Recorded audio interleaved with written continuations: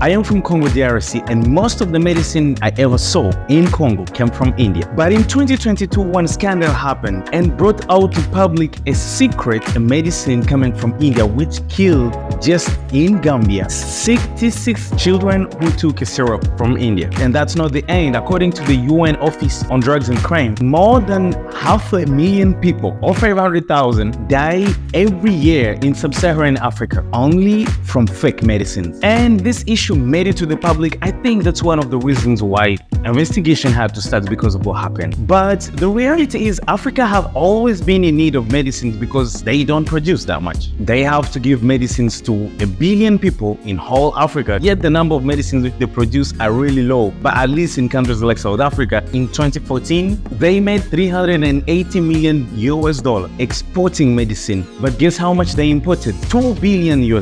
Just to show that most African countries, they still need way too much than what they can give. So most medicines which make it to Africa are coming from France, Belgium, China, and India. And these do save a lot of lives. Unfortunately, the prices aren't that easy, especially when it requires more quality for the African population. That's when India comes in, because India have already imposed themselves as a very superpower when it comes to the pharmacy. I mean, they literally changed the course of antiretroviral medicine, which they decreased so much the price that now everyone can have easy access to them. Even when it's come to the vaccines, they make the cheapest vaccines ever. And in the same way, India was able to supply cheap medicines, but at least of a quality which can help to Africa. And the reality is, Indians are not perfect. We can't expect them to be the guys who produce only the good things, because there's some of others who will be in the industry of pharmacy, definitely not there to save lives, but just to make money. And that's why, unfortunately, when the corrupted Indians who just want to make money meets with the corrupted government in Africa, which can't control their medicines and they can just let you in as long as you pay, that's now when a disaster kicks in. And that's when the medicines which could kill those 66 children could now